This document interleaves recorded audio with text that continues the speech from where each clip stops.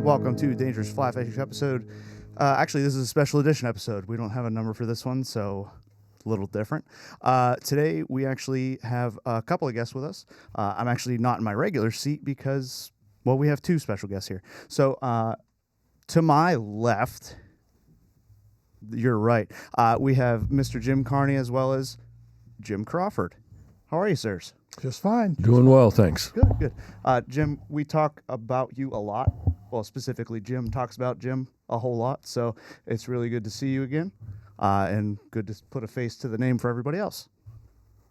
Glad to be here. To my right, we have Matt Carney and Mr. Sean Carney. We're short on microphones. How are you? Good afternoon. If you would, why do we have a special guest today? So actually, today we have our Trout Unlimited banquet. We talked about it a few times in the past, maybe 2 episodes, maybe last episode.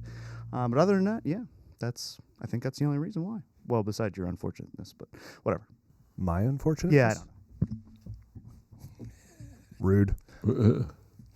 We'll have to work on our camera push because we're definitely picking up the microphone swinging. Well, I don't plan on talking a whole lot. No, never mind. This isn't going to reach you. So No, that's why Cooper and I are sharing because mine's kind of central.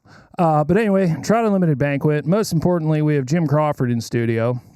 So since Sean's the super math corrector here, how long have you two been fishing buddies? A hell of a long time. That's so not enlightening. mathematical at all. When did you two first meet?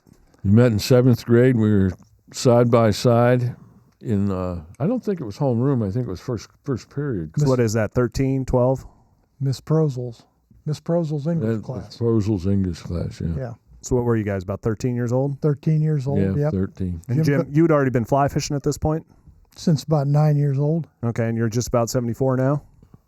Just about. Okay, so I'm getting there. okay, so that's 60 plus years of experience you're bringing to the table here. That's pretty awesome. Yeah. Yeah, you'd think he'd be good at it by now. Yeah, you'd think, Well, one of the common consistent topics on the show, because I am an avid listener, is the equipment doesn't make the man, it's the man that makes the equipment work, or something along those that's lines. Very true, yes. Yep. And I believe I've heard on here that you are still fly fishing with the stuff that you got when you were that age. Yes. Proudly fly fishing with that stuff. That is very impressive because there is a tendency amongst some in this room to really get bougie about their equipment. So Are you picking on me? No, I didn't say anybody. I said somebody in this room. I feel like you're picking on me. It's possible. So yeah, I think that's quite a testament to your character and your skill as a fisherman that you're still rocking your initial set of equipment. So Well, it was made better back then. So as long as it's not going to fall apart, I'm still going to use it. okay, so what actually is it? What company? What brands? Lord, what company is it? Well, I started with a Fluger, and that was an automatic. And then I moved on to Oh, one of those automatic reels. yeah. Yes. Yes. Is this the fly fishing museum story came in and? Not that reel. It's the reel he's using today. It's a reel I'm okay. using today. Which was it? Gladding or something like that. No, it's can't think of the name of it right now. It's red, though. Yeah, it is red. It shows up in a fly fishing museum over in State College, but I'm still using that brand today, whatever it is. Wow. That's really awesome. So you being the arguably most experienced fly fisherman in this room, Good luck with that. will you exceed my dad even? So what is the number one tip you would have for fly fishermen out there? Well, didn't you get Dad into fly fishing? No, not really. I got Not my really. parents into fly fishing. Right. That's a story in itself, yeah. Yeah. Well, how did you get your parents into fly Yeah. fishing? Because most of the time it goes the other way. That's literally why we're here, is to hear your story. Okay. Well, a friend of my dad's, he taught me how to tie flies at 9 years old. And my dad says, well, I guess I got to take you out to the creeks. So he drove me out to the creeks, and he said, if I got to drive your little fat ass around to fish, he said, then we're gonna have to learn to fish. So I out there in my backyard with my fly rod, showing my mom and my dad how to fish. So for the next 40 years, we fished. And did a few trips out west. They turned into pretty good fishermen. They both learned how to fish, and they learned how to enjoy it. And that's the thing about enjoying it. because anybody can fish. Anybody can go out there, but you got to have a good time when you're out there. Catching the fish is nice. Fishing's just sit down and relax. Enjoy it. Watch the sun go by. Watch the clouds go by. Just enjoying nature. Just enjoying nature. That's also a consistent theme as an avid listener. Is Well, I think that was appreciation. one of our tips, was being in the moment and enjoying the scenery around you, the wildlife, etc. So good to hear we weren't far off based on Right. your elder tutelage over there. Well, Jim, I always knew when I was behind Jim because I could always see the water frothing up and coming down the river because he's a Class A good fisherman, but he's out there pounding it. Me, I'm out there having fun. I'm enjoying fishing, but I lay down on the bank sometimes. I watch the water go by. I watch the clouds go by. I'm enjoying it. And that's the whole thing in my life. Just enjoy it. I think I got my fishing strategy from my dad. Yeah, so I think I align a lot more with you, Jim. We were having conversations this morning about how I'm just perfectly content. So I generally don't go fishing without my professional guide next to me here. And like you, I'm good to just take a pause and just watch the water lap and watch the water go by and listen to the wind and all that. So Yeah, Cooper, I think you're kind of more like a Jim Crawford. You're not covering as much water as me. No, yeah, definitely not. One of our cameras just went out, but that's okay. But anyway, I do enjoy more of the scenic aspect of fly fishing more than anything. I mean, obviously catching a fish is the best part of it, but actually enjoying the scenery and actually taking it all in every time is just, it's what it's there for, in my opinion. Exactly. So, all right, so I got a question for you, Jim. What was your most memorable fishing experience? My most memorable fishing experience. Oh, good grief. I mean, you were telling us a lot of good stories earlier. Yeah, there's stories. And Some of them of questionable legality. We were told not to mention those. That's right. I think the statute of limitations is run. So Well, that is true. Talk That's- away. It's very true. We used to go out and there was a lot of times we went out west. That was great fishing out there. And even though, you caught cutthroats, you caught brown trout and other things, but that was probably the highlight of one of my greatest times was out fishing out west. Both with my parents and with Jim here. all right, so let's get a little more specific. I think, Dad, you rave about the fire hole, right? He raves about everything out west. About everything out west. The Madison is my favorite by far, though. And strangely enough, I probably caught fewer fish on the Madison than the Yellowstone, the Fire Hole, the Gibbon. But the Madison is just a perfect trout stream. And it's a great place to fish. The fire hole is my favorite. Yeah, I kind of like the concept of a geyser just randomly going off next to you in a trout stream. I had one go off beside. Actually, I've had two go off beside me, and I was the focus of many a home movie when I was fishing there when they were going off. It's quite a scene when that happens. But I think most people were looking for that NASCAR moment when the guys would come up and scalded me to death. But unfortunately, that didn't happen. Well, I'm glad. That was probably before I was born. Absolutely, and, it I wouldn't was. be here if that had happened. That's right. So. Yeah. How about you, Jim? What's he said the Madison. How about you out west? Well, I like the Green River. We were fishing up on Whiskey Grove, or staying in the That's a campground. Yeah. on the Green River. And the Green is a really good river. I had a lot of success there. I did like the fire hole also. I was down there casting away, and off in the distance, you'd see buffalo across the creek there. You'd see elk and everything. They're coming right down to the water. You're standing there casting. It's just beautiful, absolutely gorgeous. The last day we were out there in 1968, I just caught two trout. We were on a small stream just in Idaho, and I caught two trout 22 inches long. And I said, well, we're going to save those for my grandmother. We were coming home the next day. Well, that night, storm come in through a gap in the mountains coming down from Montana. It was whipping the lake up there. The wind was howling. We got in the trailer there. It blew the pilot light out on our stove, and also the refrigerator. Well, woke up in the morning. There's all kind of water and a mess on the floor. and my 2 trout were ruined, Oh, which I'm no. sorry to say. So, Yeah. but I never ate trout, but my grandmother sure liked them. Well, you guys took a trip out west. 10 years. I was going to say it was a 11 little while ago, but yeah, you guys kind of took like, I don't want to say the trip of a lifetime because you've both obviously been out there quite a bit, but yeah, you guys kind of had the just the two. You go out and solely, purely fishing trip. Yeah. Right in So- the middle of the worst drought they'd had in a long time. Yeah, very well timed, I must say. Oh, it was beautiful. And the water was, it was crystal clear, but there was very little fish. Wasn't very much water No. to see.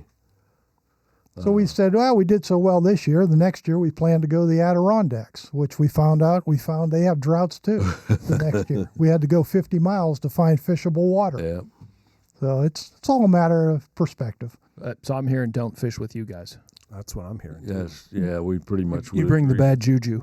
Occasionally. You two sound like an environmental catastrophe. God works in mysterious ways. Turns out this is how all the bad stuff in the Old Testament happened. Jim and Jim traveling to fish. Yeah, it happens. Yeah. Yeah. So there was talk about you guys accidentally fishing a fish nursery earlier. That was a no-tell story. Yeah. Statute of have run, limitations you're ran fine. out, and it was an accident. We had gone to the creek and we crossed over the bridge and we started up through Mountain Laurel. It was as high as your head or higher. We didn't know where we were. We came down on the creek, started fishing the first day of fishing season, which was April 15th back then. Fish were rising everywhere. Put on dry fly, started catching fish. Fish were everywhere. Oh, they were right in the middle of the nursery. So were we. Yeah, there's some beautiful fish caught that day. Yes, You guys put them all back, right? we did. Oh, absolutely. Yeah. Yes. There you go. Yeah. We don't keep trout. Yeah. You- Minor harm done. You were probably fishing like the what would later become the trophy trout. Well, Possibly. downstream was the catch and release back in those days, Yes. and this was the nursery up above. But I think it had a lot of breeders in that nursery because there was a lot of big fish. Impressive. So, Jim, I'm hearing you've done a lot of trips out west. So, one of the things they've talked about here on this podcast is how my dad was very upfront with my mom about how she was his second love and his first was fishing. That is correct. How'd you convince your wife, or was there a similar story? No, actually, I took her fishing one time, and I caught a brook trout, and I pulled it out, and it actually come flying out of the water past me and hit its head on the rock. And my wife says, Jim, there's a rock over here. I said, well, yes, there is. She said, well, you can bury the fish under there. So I knew right then she wasn't going to be a fisherman. So she never did get into it. She said, you go, have a good time. I'll be home. I said, no.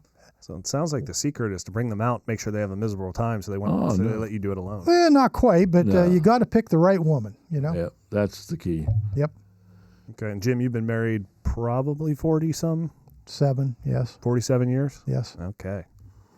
It's a whole different line of advice we could get from you, but I tried that taking them fishing twice theory. Well, your wife actually fished, Yeah, I know. and that's the problem. Right. That was the problem. Because then it went from like, oh, hey, I'm going to go fishing to, well, I fish too, but we have all this stuff to do at home because she wasn't as into it as me, but Yeah, she would so do that's it. the problem, So it was like, yeah. well, if I'm not going fishing, you're not going fishing. And it's like, shit. Yeah. So, that happens. yeah, it was very poorly planned. And then on top of that, like, I'm pretty sure, I mean, she caught a freaking 21-inch brookie behind camp. So, yeah, on top of that, she even outfished me when she got fished. she got the success bug, yeah. She Yeah. wasn't going to let you go by yourself. Same with hunting. Like, she somehow magically would always shoot monster buck. Like, she had a horseshoe shoved up her bum or something because she just had, like, the best luck ever when it came to game. Yeah. Mm-hmm. And then Still only landed you, though. I know, right? Mistakes were made on her part. And then I tried again with a woman I dated later, and that one may have potentially worked out because I took her and she fished for about an hour, and then she literally just sat on the bank reading a book. But that one didn't work out. But I thought, I was like, yep, finally found it. She'll just sit on the bank, read a book, and I can do all the fishing I want. Nice. C'est la vie. Okay, so I asked you about your best, Jim. What about your worst? What was your worst day fishing? You mentioned a couple stories, couple round trip, hour long trips round trip to go get gear and some other misadventures. Yes, we were up at Kettle Creek one time fishing at on Kettle Creek and staying at the Holy Bull Campground. We decided to go to Lyman Run. Yes. Lyman Run's about an hour north, up towards the top of Potter County. And somebody left their fly vest in there. We found out when we got to Lyman Run an hour later. Somebody left his wet vest hanging back Yep. at the camp. It was me. Stuff happens. And you actually went in the car with him back? Yes. You didn't I was stay driving. Yeah, but you didn't stay and fish and say, I'll see you in 2 hours when you get back? No, I mean, We're friends. We're friends. Mistakes are made. You got to hang together, Yeah, There's a different level of friendship expressed on this podcast. Matt would have left them face down in a rice paddy. Yeah, Cooper'd be driving. I mean, if I drove, you'd be walking back. But yeah, Cooper'd be going back to get his stuff on his own. Be We better, buddy. Be better. we went camping. We've kind of discussed how many years in a row we went up to Kettle Creek in all kinds of weather. Snow, rain, sleet.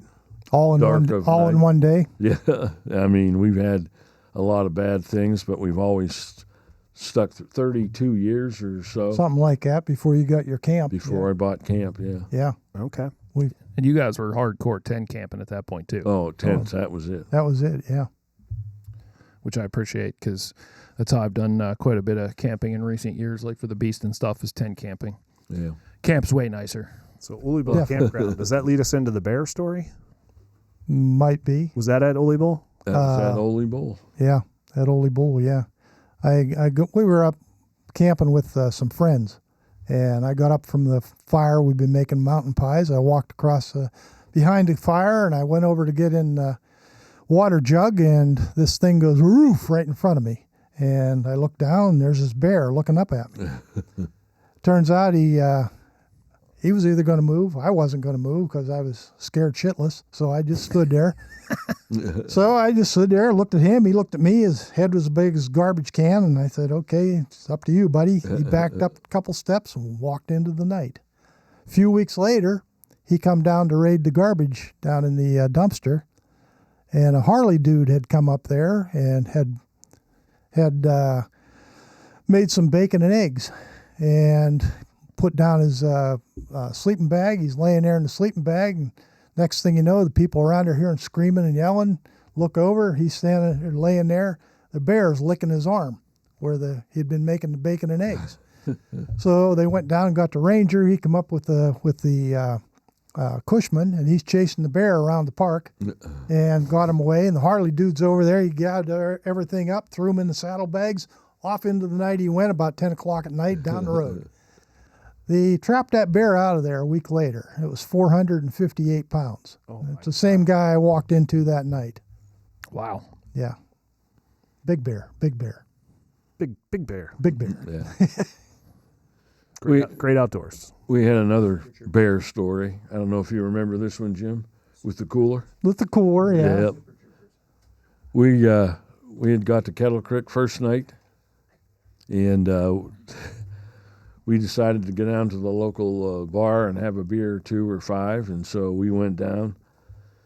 Cooler safely stowed in Jim's, or I think it was your truck. Yeah. Safely stowed there, so we get out, pulled both coolers out, had a beer. They were sitting there, and we decided to go to bed. And Jim says, "Let's put the coolers away." And I says, "They'll be all right there for tonight." Well, those are some very poorly chosen words. We're sleeping in bed, and it's just getting daylight. We're in the tent, and all of a sudden I hear bang, something lands on the ground, and then slosh, slosh, slosh, bang. And this happens 2 or 3 times out in front of the tent. So finally we get out and pull the tent up, and there's a bear pulling our cooler backwards. And it's a refrigerator from a camper. It's not just a little cooler, it's a big cooler. And he's sloshing, and we're watching him. Goes up, and then there's a big steep hill at the edge of Holy Bull State Park, and he takes that thing right up to a flat spot. And we're watching him, and we're debating whether to go up and charge him to save our food or what we were going to do. The answer to that is no. They're more afraid of you Well- than you are of them. That is true. But the next thing we heard was snap, and then another snap. And it's a metal cooler, and the bear is trying to bite the hinges off the cooler. Smart bear. And it was kind of it made your neck hair stand up on end. And he went through there, he got the cooler open, and then snap, snap, snap. He's biting it all open, and then he's up there. And the only thing he did not eat was government cheese that they used to give out to old people and Jimmy Dean sausage. Yes.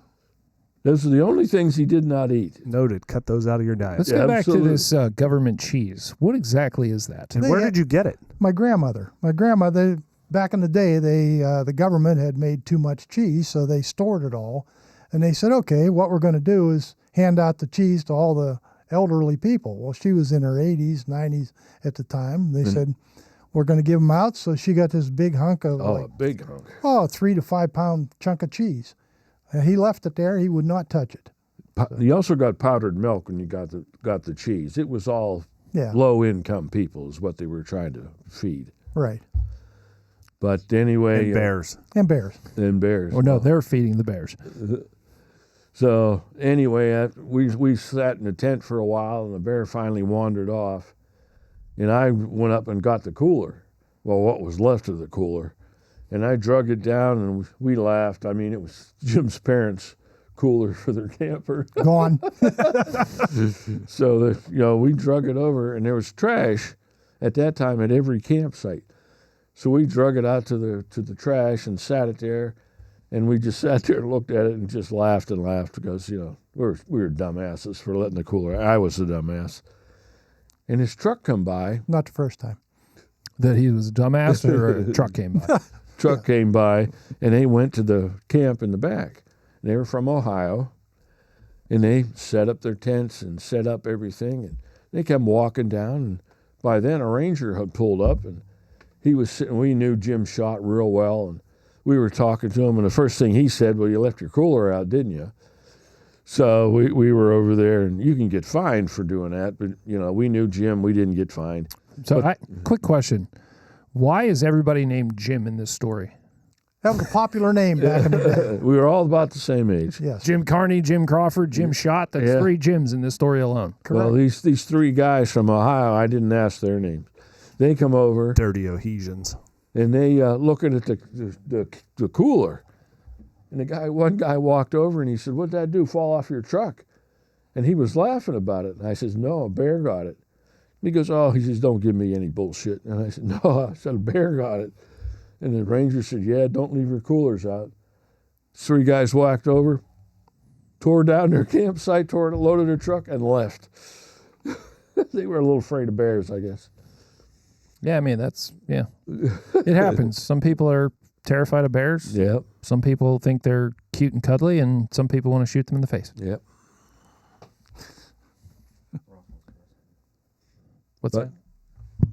I said Ross would actually like to wrestle them and compare his strength to theirs, but who knows? He'd lose. The answer is he'd lose. Even a small bear. Even a small bear, yes. I always say, Ross and I are joking about it. I always said, I've seen my death, and that ain't it, from the TV show Godless, but I always said, a bear's going to get me. And then suddenly I started seeing this meme running around like, if I choke to death on a gummy bear, just say a bear killed me. And I'm like, shit, I didn't consider choking on a gummy bear. Well, I have one story when your mom and I were up there. We were up there in the fall, early October, and we were at Ole Bull, and somebody was in our campsite, our usual site. So we went around a little farther and parked by the woods. And your mom was walking out through there. She had a flashlight, and she was walking, making sure she didn't step on anything, went to the trash can, opened up the lid, and we heard a gruff sound, and she swung the flashlight, and there was a bear, and he was a big one. And the guy who was in our site hollered over and says, "Hey, watch the bear," which was, Too late now. Yeah. So I told Millie, I said, just back up. I said, "Don't run, just back up and get back over here." And then I didn't know what I was going to do, but she was at least, maybe she would defend me from the bear. I don't know what she was going to do. But the bear walked right over, took a slap at the trash can, knocked all the trash out, and then ate the trash. Then walked down to the next campsite and smacked the trash can. He had got the whole string the whole way down the road when we get up the next morning. All right. So in conclusion, you guys bring bears and natural disasters when you go fishing. It's part of life. That's what that's what makes our life so wonderful. Yeah. I mean, it does sound very fun and interesting. Yeah, it is interesting. So that's what we're trying to achieve with our fishing camp. Is You guys see many bear when you're out? I have, yes. Because we always see bear. When Jim and we always see bear, right? Yeah, I see bear a lot. And then I also have a tendency to see rattlesnakes. I've only seen those. That's another story for another day, I guess. Well, I think last time I fished one of my favorite streams by camp, I ran into 3 rattlesnakes. Really? Really? Which the trail runners and stuff, like when I was loading up, getting ready to go, because it was a very popular trail running spot, they kind of forewarned me, like, hey, there's a ton of rattlers out today. And the stream I was fishing is, very rocky shorelines into it and big rocks sitting around. And yeah, I encountered 3 rattlesnakes on my fishing endeavor. Wow. Yeah. I've never seen one out fishing. I've seen them on the way to fishing. I've seen them coming from fishing, but I've never seen one out when I've been fishing. Yeah, I whenever I'd pop up to like jump a little bit ahead or something and run across a rattlesnake, because it was, I think, early spring and they were just starting to sun themselves and stuff in the rocks. And see them, be like, okay, I'm going to give you like a 10-foot berth. Yeah. Yep. I didn't get rattled at or anything, but it was kind of like, hey, what's that thing coiled on? Oh, yeah. Danger, stay away. Danger noodle. I like that danger noodle. But yeah, I've seen quite a few bears. Yeah. I've seen some rattlesnakes, seen a couple copperheads. Yep. So yeah, I've seen all kinds of fun stuff when I'm out there. How about you, Chris? You see any? No, not normally. I have actually never come across a bear or a snake in person while fishing at all. I mean, I've come across a snake, but not a rattlesnake or any kind of rattler like Pennsylvania-wise. But neither of I've seen. Crossed your path, huh? No. Mm-mm. So. Didn't you catch a snake with your rod? So what had happened was, me, Matt, and Ross were actually floating down a river, and Ross swatted at a snake because he's deathly afraid of snakes. And I also swatted at the same snake with the tip of my rod. Well, I had, we were fishing for pike or muskie or whatever, and I had my line kind of almost all the way retrieved. And when I swatted at it, the hook decided to go into the dead center of the belly of this snake. And Matt and Ross start freaking out because they don't know whether it's poisonous or not, because it was just swimming across the water and they didn't want to get involved in any way. So what happened was, long story short, Matt and Ross pinned the snake up against the side of the raft, and then I believe Matt unhooked it with his pliers through that. Yeah. For clarification, Matt was not freaking out. Sure. No, I was not, because Ross is like, just drown it. And I'm like, I don't think that's fair to drown this poor snake for Chris's stupidity. So I was not freaking out. I just wasn't ready to, reach out and grab the snake by its head, and because I didn't know what kind of snake it was. Hence, we came up with the pin it against the raft with the oar. Yeah, we figured it out. But there was no freaking out. Even Ross kept it kind of cool. He helped me. Well, I mean, like I said, he was like, just drown it. And I'm like, it feels wrong to punish it for Chris being stupid. Yeah. So, yeah. So, Chris has seen stuff. But anything you guys want to add? We got to get going to a banquet here in a few. Well, We only heard like 2 stories. Well, you know what? That's just an excuse to have Jim back on another time. He can phone in. We have the technology. But Jim does know how to use the phone. Yeah. There's a hole in your plan. You call people. I'll get my granddaughter. She can show Yeah. me how to do it. All right. So then, Jim, what was your greatest moment ever fly fishing? I had one day, we were up on Kettle Creek, and I caught over 50-some trout that day up on Kettle. And That's amazing. We had a thunderstorm move in, and the water got dark as the dickens, all muddy, couldn't fish again. So we said, well, long day left, so why don't we go down to Spring Creek by State College? We said, okay. We jumped in the cars. We drove down to State College. I ended up catching 50 more or so down by Spring Creek and into Fishing Creek. Oh, so you're putting up Ulysses S. Grant numbers. Like 100 in a day. I did over 100 in a day. Yeah, that was amazing. I've never Any of any size? probably. Well, I did have one pod that I caught. They were 12 to 14 inches. I caught 7 or 8 of them out of that one pod of fish. Okay. And what flies were you using? I have no idea. Can't remember. Stuff I tied up. Probably Adams. Might have been Adams. Yeah. The Adam's the answer for everything. The universal mayfly. Yep. Do you still tie? Occasionally. I've got so many flies now. Yeah. I have 50 years worth of tying. Well, what you need to do now that you're kind of retired, because you are retired, correct? Oh yeah, 8 years. Yeah. You need to start tying like muskie and pike flies. And what is my cut on this for tying your flies? Well, I mean, you can sell them to other people. I mean, like, they're expensive. I showed you the $170 of flies and 4 flies. So if you have the skill, the money is there. Oh, I can see that. Yes, I used to get like 25 cents a fly. Yeah, well, they're charging like $35, $25 per muskie fly. So That's why I used to tie them. and they're still bigger. do. They're bigger and easier to tie than trout flies. Well, I hope so. Just a lot more material, so there's a little more overhead. But Right. yeah, so trying to get you and because Dad wants to get back into fly tying, and I keep telling him start tying muskie flies. You don't need the eyesight.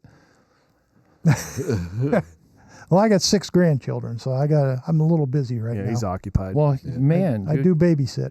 Did you ever hear of child labor? Man, you could like those tiny little fingers. They could, Oh, that's get true. in there and tie little trout flies. You could be grinding out That's dozens true, and but, selling them. Yeah. My 21-month-old and my 1-month-old, I don't think she's going to be into that right now. So. That's fair. You'd probably be more adaptive eating the material instead of tying. Yeah, I suppose that's the Baby thing. eating a trout fly would not be good. Yeah. No, not Yeah, at no. all. That sounds like a doctor's trip Yeah. and probably surgery. So, all right. Well, I think that will do it. Thanks for listening, everybody. As always, we appreciate your viewership and listenership. You can find us on Instagram, dangerous_fly_fishing. Search for us on YouTube at Dangerous Fly Fishing. Shoot us an email, dangerousflyfishing.com. We did just get a correction from a prior episode, but we'll deal with that on Tuesday. We love hearing from you guys, be it corrections, advice, tips, etc. Also, check out our website, dangerousflyfishing.com. Thanks for listening. We appreciate you guys as always. Good luck. Don't suck. Stay dangerous.